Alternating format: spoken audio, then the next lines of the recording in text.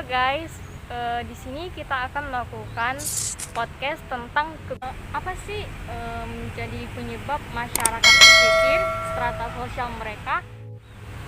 Halo guys, di sini kita akan melakukan podcast tentang kebijakan dan peraturan kelautan dan perikanan.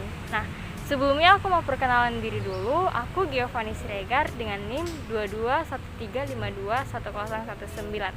Nah, di sini aku tidak sendirian. Aku bersama teman aku. Yuk kita ikuti selanjutnya. Oke, silakan perkenalan dulu. Halo semuanya, perkenalkan nama aku Sakina dengan nomor induk mahasiswa 2213521031.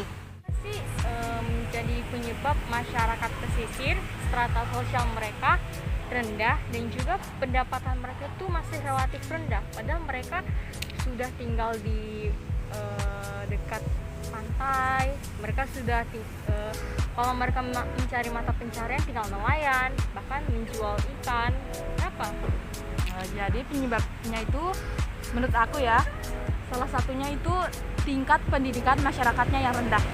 Kenapa bisa dikatakan seperti itu? Karena sedari kecil itu anak-anak mereka lebih diajarkan untuk gimana mencari ikan daripada sekolah. Karena logikanya begini, jika mereka pintar mencari ikan kan otomatis kalau dijual kan jadi uang. Sedangkan kalau sekolah kan kebalikannya, butuh belanja gitu. Jadi mereka tuh lebih ke gimana sih cara mencari ikan gitu. Itulah berarti itu yang menjadi penyebab mereka selain sosial mereka berkurang dengan masyarakat lain, mereka juga pendapatan mereka rendah ya, karena kan kalau mereka ngestak di pekerjaan mencari ikan doang pasti kurang dong ya kan. Oke, terima kasih. Terus tentang budidaya, aku mau nanya, budidaya payau itu seperti apa sih? Nah, jadi budidaya payau itu bisa dikatakan sebagai dengan membudidayakan ikan di perairan dengan perpaduan air tawar dan air laut. Nah, di mana daerah yang mereka gunakan ini di sekitaran muara sungai gitu. Pokoknya intinya airnya itu campur air laut dengan air tawar. Oke. Itu kan budidaya terbesar itu kan tahun yang saya ingat itu tahun 2015 ya. Itu ada di Sulawesi Selatan. Nah, mungkin itu budidaya terbesar itu yang kamu ketahui, seberapa pendataannya yang bisa menyebabkan itu terbesar? Menurut data yang aku baca itu Sulawesi Selatan tuh pada tahun 2015 menghasilkan sekitar 3,5 juta ton hasil budidaya perikanan. Itu per tahun. Per tahun. Sekitar tahun 2015 itu 3,5 juta ton. Oke, tentang kebijakan nih, kan banyak nih pemerintah yang kadang agak anggap remeh sama masyarakat pesisir kan, kayak soal dianggap rendah. Bahkan kita belum melihat kebijakan apa yang dikasih pemerintah.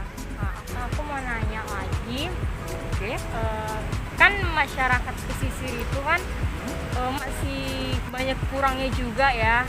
Padahal kan masyarakat pesisir itu termasuk mereka lah yang memberikan kita ikan untuk lauk, kebutuhan kita, protein. Menurut kamu yang kamu tahu, apa sih kebijakan pemerintah terhadap kelautan dan perikanan?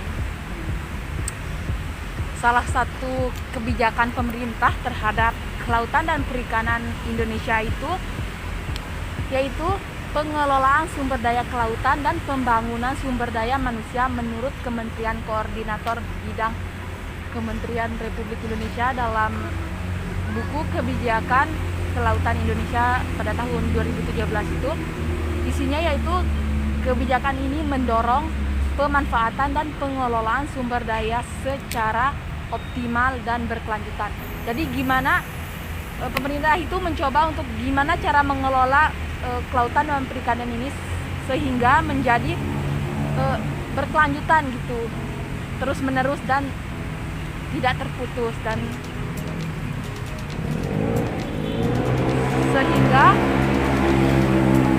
sehingga keturunan kita di masa depan itu bisa merasakan hasil laut Indonesia. Oke, terima kasih.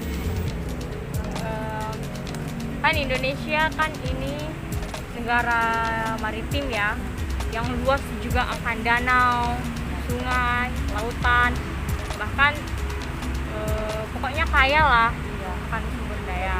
Nomor 2. Iya, nomor 2. Iya. Kalau Indonesia ini kan pasti mengekspor lah ya ikan. Ke negara mana sih kalau Indonesia mengekspor hasil tangkap ini?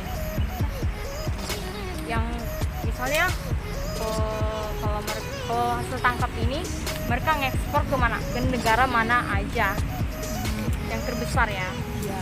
Jadi tujuan ekspor hasil Indonesia yang paling utama itu adalah Amerika Serikat, yang kedua itu Cina, ketiga itu ada ASEAN, keempat Jepang, dan yang terakhir itu yang kelima itu di Uni Eropa.